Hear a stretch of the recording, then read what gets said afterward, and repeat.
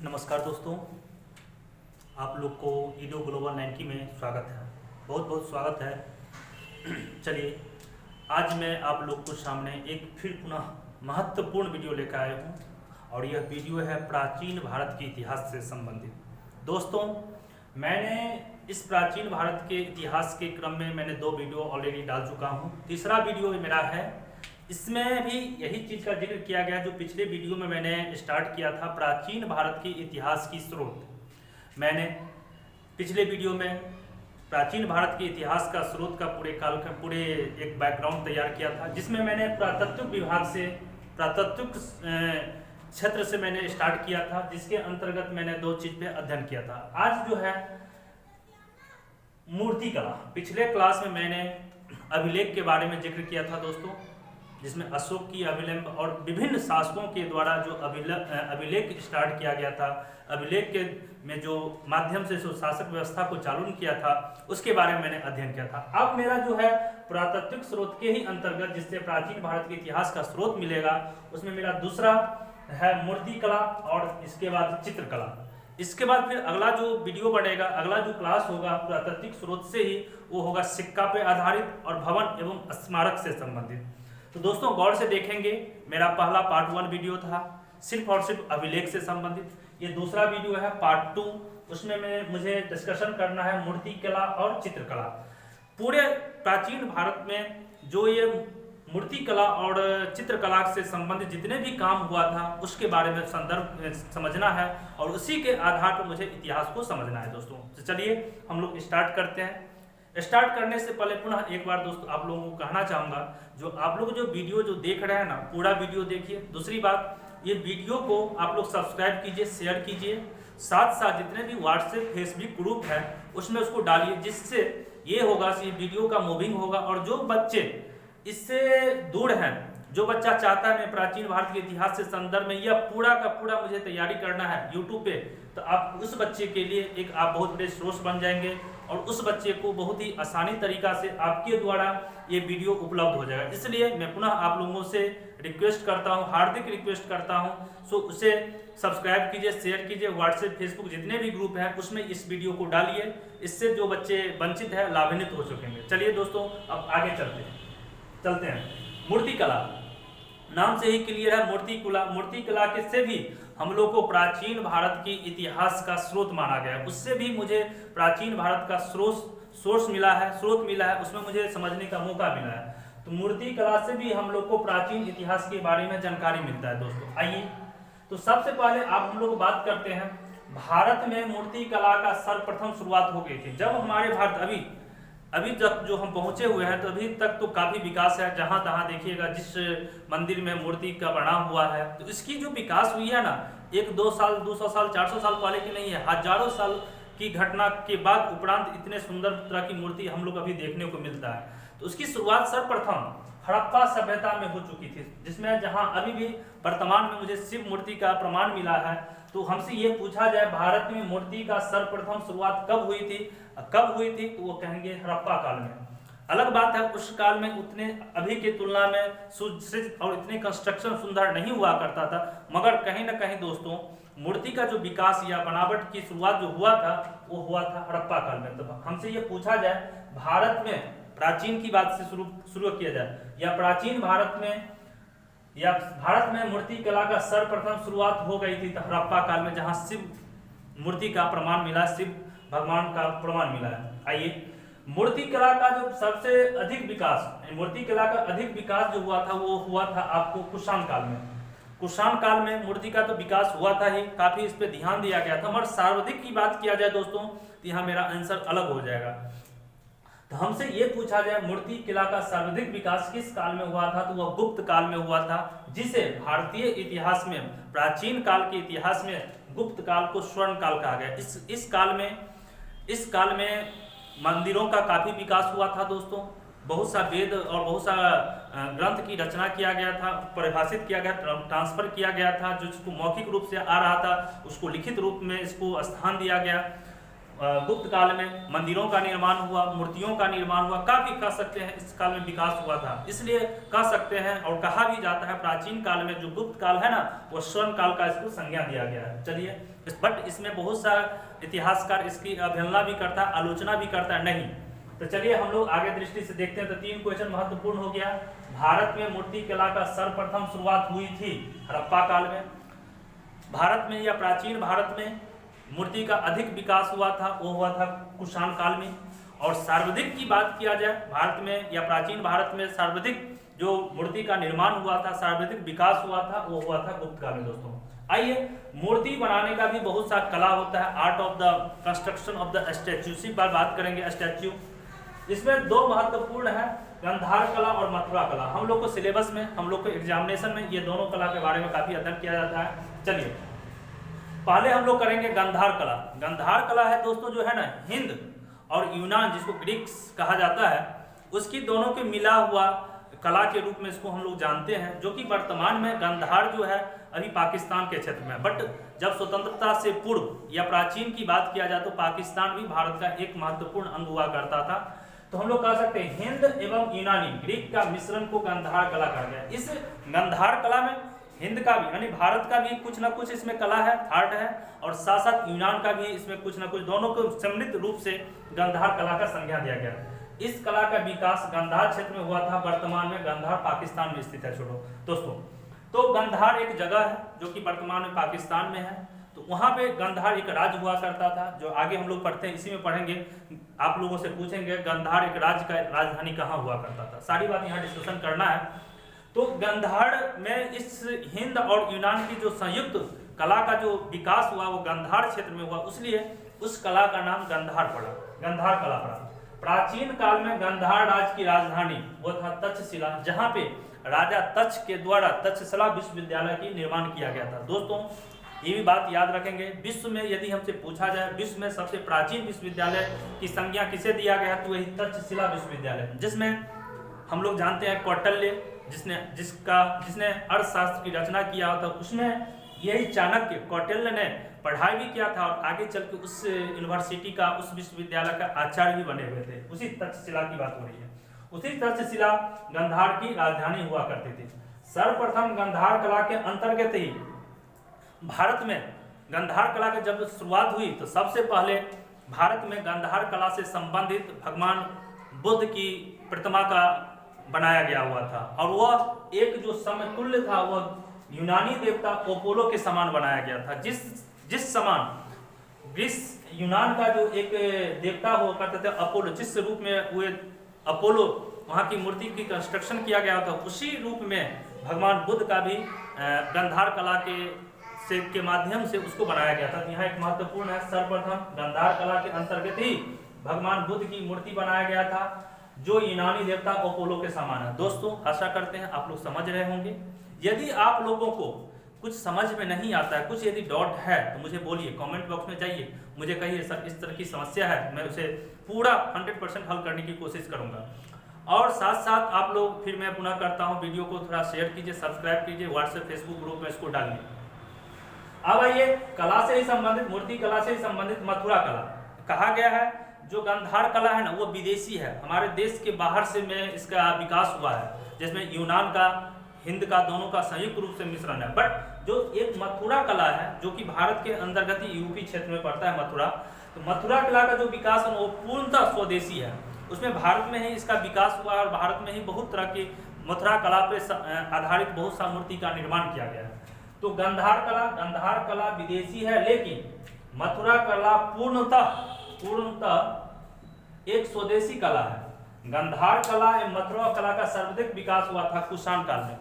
दोस्तों कुषाण काल जो था गुप्त काल से पहले की था काल था, उसमें मूर्ति का भी, मंदिरों का काफी विकास हुआ था, मगर सर्वाधिक विकास तो होता है गुप्त काल में, मगर गांधार कला और मथुरा कला का भी विकास कुषाण काल में काफी होता है। याद रखेंगे गांधार कला मथुरा कला का सर्वाधिक विकास जो हुआ था कुषाण काल में हुआ था। दोस्तों आशा करते हैं मैंने जो जिक्र किया है मूर्ति कला से संबंधित वो आपको समझ में आ गया होगा। यदि कोई समझ में नहीं आता है फिर मैं आगे इस वीडियो पे चर्चा करूंगा। अब आते हैं चित्रकला। चित्रकला मतलब figure, art of the figure, जो हम लोग किसी पेपर पे बनाते हैं, किसी दीवार पे इस चीज़ को बनाते हैं तो उसको कहते हैं चित्रकला, जिसके रंग के माध्यम से उसको हम लोग 2D डायमेंशन कर सकते हैं। मूर्ति कला जो हो गया 3D हो गया, इसमें लंबाई चौड़ाई ऊंचाई भी होता है। मगर चित्रकला जो है 2D, लंबाई और चौड़ाई, किसी दीवार पर, किसी पेपर पर, किसी पत्ता पे इस चीज़ का बनाया जाता है, किसी गुफा में, उसकी भी बात करेंगे। तो चित्रकला से भी हम लोग को प्राचीन इतिहास की जानकारी मिलती है।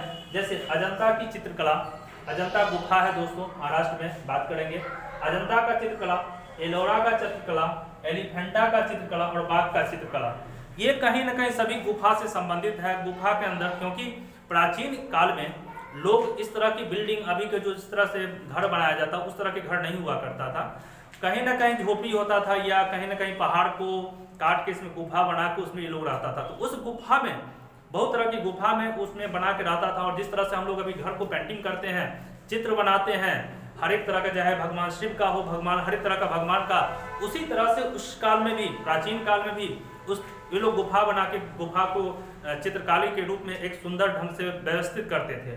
तो उसमें जो 4 महत्वपूर्ण है उसकी मैंने जिक्र किया है, अजंता का चित्रकला, एलोरा का चित्रकला, एलिफेंटा का चित्रकला और बाघ का चित्रकला। तो दोस्तों हम लोग आगे देखते हैं। तो आइए अजंता का चित्रकला था। अजंता के चित्रकला में 3, 4, 5 पॉइंट है, उसके बारे में समझेंगे। यह महाराष्ट्र जिस तरह से हर एक राज्य है, उसी तरह से महाराष्ट्र एक महत्वपूर्ण भारत का राज्य है। उसमें एक औरंगाबाद जिला है। औरंगाबाद जिला में तो पूछा जाता है अजंता का चित्रकला कहाँ है, तो राज्य की बात किया जाए तो मुझे कहेंगे महाराष्ट्र, यदि जिला की पूछा जाए तो औरंगाबाद। यहाँ पर कुल 29 गुफा है दोस्तों, टोटल 29 गुफा की खोज हुआ है, जिसमें अभी तक मात्र 6 ही सुरक्षित है और खत्म होने की कगार पर पहुंच गया या तो खत्म हो चुकी है। तो कुल हमसे पूछा जाए अजंता के अंतर्गत कुल कितने गुफा है, तो 29 गुफा है। बस सुरक्षित देखने लायक उसमें हम लोग कैलकुलेट कुछ कर सकते हैं, तो 6 गुफा ही सुरक्षित बचा हुआ है। ये सभी गुफाओं का निर्माण सातवाहन वंश के शासक एवं गुप्त काल के शासक द्वारा किया गया है दोस्तों। जितने भी अजंता गुफा था, इसकी जो चित्रकारी किया गया था, वो तो सातवाहन वंश के शासक और गुप्त काल के शासकों द्वारा इसमें किया जाता है। आइए, अजंता का चित्रकला बौद्ध धर्म के महायान से संबंधित है। उसमें अजंता की जो गुफा है और इसमें जो चित्रकारी किया गया है वो टोटल का टोटल बौद्ध धर्म से संबंधित है। इसमें कोई भी सनातन धर्म, कोई भी जैन धर्म या कोई भी अन्य धर्म से संबंधित नहीं है दोस्त। वो भी हम लोग जानते हैं बौद्ध धर्म को 2 भाग में बांटा गया था, महायान और हीनयान। तो उसमें जो अजंता की गुफा में जो भी आपको पिक्चर मिलेगा, जो भी चित्रकारी मिलेगा, वो महायान से संबंधित है। लिखा हुआ अजंता का चित्रकला बौद्ध धर्म के महायान शाखा से संबंधित है। दोस्तों मैं काफ़ी डिटेल्स में कोशिश करता हूँ, काफ़ी से काफ़ी अच्छा से आप लोगों को समझा सकें, उतना कोशिश जरूर करता हूँ। आप लोग एक कॉपी पेन लेके बैठिए और एक प्रॉपर नोट बनाइए, रिवीजन कीजिए, वीडियो को बार बार देखिए और एग्जामिनेशन में बैठिए। देखिएगा आपको कोई भी क्वेश्चन बाहर से नहीं आएगा। यदि पूर्णतः पूरी तरह से याद है तो मैं आशा करता हूँ आप टोटल का टोटल क्वेश्चन बना के आइएगा। और अंत में अजंता से संबंधित अजंता का चित्रकारी जातक कथाओं पर आधारित है। जातक मतलब बौद्ध धर्म से ही संबंधित है। जातक कथा, वो बौद्ध धर्म में इस तरह की कथाओं पर काफी विश्वास किया जाता था। तो अजंता का चित्रकारी किस पे आधारित है, तो जातक कथाओं पर आधारित है। किस धर्म से संबंधित है, तो बौद्ध धर्म से संबंधित है। अगला हम लोग चलते हैं एलोरा का चित्रकला। एलोरा का चित्रकला वो भी जिस तरह से अजंता का चित्रकला महाराष्ट्र राज्य में औरंगाबाद जिला में स्थित है, उसी तरह से एलोरा का जो चित्रकला है महाराष्ट्र औरंगाबाद में स्थित। जिस तरह से अजंता में कुल 29 गुफा था, बट इसमें मात्र और मात्र 71 गुफा की संख्या वर्तमान में 71 है। उसमें 29 था, मगर अभी यहाँ पे एलोरा की चित्रकला में और एलोरा की गुफा में टोटल 71 गुफा है, याद रखेंगे। इसमें 29, इसमें 71। और एलोरा का गुफा वर्तमान में 3 धर्म से संबंधित, इसमें जितने भी 71 गुफा है उस गुफा में आप जाएंगे तो सनातन से धर्म से संबंधित चित्रकारी देखेंगे, बौद्ध धर्म से संबंधित चित्रकारी देखेंगे और जैन धर्म से भी संबंधित है। तब पूछा जाता है एलोरा का चित्रकला संबंधित है तो सनातन, हिंदू धर्म, बौद्ध और जैन धर्म। सनातन को हिंदू धर्म भी बोला जाता है। तो एलोरा का चित्रकला संबंधित है सनातन धर्म, बौद्ध एवं जैन धर्म से। दोस्तों आशा करते हैं आप लोग समझ जाए। मगर जिस तरह से एक बात हम समझाने की कोशिश किया था, अजंता का चित्रकला आपको सातवाहन वंश और गुप्त काल से संबंधित है, मगर यहाँ पे जो एलोरा का चित्रकला है वो आपको राष्ट्रकूटों से संबंधित है। राष्ट्रकूट जो हम लोग जानते हैं बहुत बड़ा अच्छा वंश था, बहुत ही दक्षिण भारत में और मध्य भारत में ये शासन करता था, उसके द्वारा ये टोटल 71 गुफा का निर्माण किया गया था और इसमें चित्रकारी किया गया था। तो पूछा जाता है ये चित्रकला राष्ट्रकूटों से संबंधित है, राष्ट्रकूट बहुत अच्छे वंश थे, उनके बारे में जिक्र किया गया। अब भाई एलिफेंटा। एलिफेंटा दोस्तों हम लोग जानते हैं भारत के पश्चिम में महाराष्ट्र स्थित है। महाराष्ट्र के राजधानी मुंबई है, जो कि समुद्र के अरब सागर से लगती हुई, उससे 9 किलोमीटर अंदर आप समुद्र में जाएंगे तो एक द्वीप है, उस द्वीप पे एलिफेंटा है। तो वहीं पर मुंबई से 9 किलोमीटर की दूरी पर स्थित है। वह जो ये सब जितने भी था बौद्ध धर्म से, सनातन धर्म से, मगर एलिफेंटा में आप जाएंगे तो वहाँ पर एक शिव भगवान का मिला हुआ शैव धर्म से संबंधित है। और कहा जाता है कि एलिफेंटा में एक बहुत विशाल पत्थर का एक हाथी बना हुआ था। उसने जब पुर्तगालियों लोग, हम जानते हैं पुर्तगालियों लोग प्रथम बार हमारे भारत में आए हुए थे, तो उसको जब देखा ना, विशाल पत्थर का हाथी बना हुआ था, तो उस स्थान का ही नाम दे दिया एलिफेंटा। तो यहाँ लिखा हुआ शैव धर्म से संबंधित है। यहाँ से भगवान शिव की त्रिमूर्ति मिला है। कहाँ से? एलिफेंटा से। पत्थर की विशाल हाथी की मूर्ति के कारण पुर्तगालियों ने इसे एलिफेंटा नाम रख दिया गया। तो पूछा जाता है एलिफेंटा नाम किसने दिया था? तो पुर्तगालियों ने दिया था। क्यों दिया था? क्योंकि जब सर्वप्रथम वो लोग उस जगह पर गया तो देखा एक विशाल पत्थर का एक हाथी बना हुआ है, तो हाथी को एलिफेंट से जानते हैं ना, तो एलिफेंटा का दिया गया उसको, उस जगह का नाम। चलिए, इसे भी राष्ट्रकूटों द्वारा बनाया गया था दोस्तों। उस एलिफेंटा को भी, इस विशाल मूर्ति का जो हाथी का बनाया हुआ था, उसको भी राष्ट्रकूटों ने बनाया था। तो यहाँ ख्याल रखेंगे अजंता का चित्रकला किसने बनाया था? तो यहाँ पे सातवाहन और गुप्त काल का। एलोरा का जो बनाया हुआ था वो राष्ट्रकूटों से संबंधित था। एलिफेंटा भी राष्ट्रकूटों से संबंधित था। अब आइए बाघ की चित्रकला। दोस्तों बाघ की चित्रकला ये मध्य प्रदेश में स्थित है। गौर से देखेंगे, यह चित्रकला मध्य प्रदेश के धार जिला में, जिस तरह से औरंगाबाद जिला है महाराष्ट्र में, उसी तरह से मध्य प्रदेश में एक धार जिला है। उस धार जिला में एक नदी है बाघ नदी। वो बाघ नदी जो है नर्मदा नदी की सहायक नदी है, यानी ये नदी नर्मदा नदी का में मिल जाती है। और हम जानते हैं मध्य प्रदेश का सबसे महत्वपूर्ण नदी नर्मदा नदी है, काफ़ी महत्वपूर्ण है, जो अरब सागर में जाके गिर जाती है, जो पूरब से पश्चिम की ओर इसकी धारा प्रवाह होती है।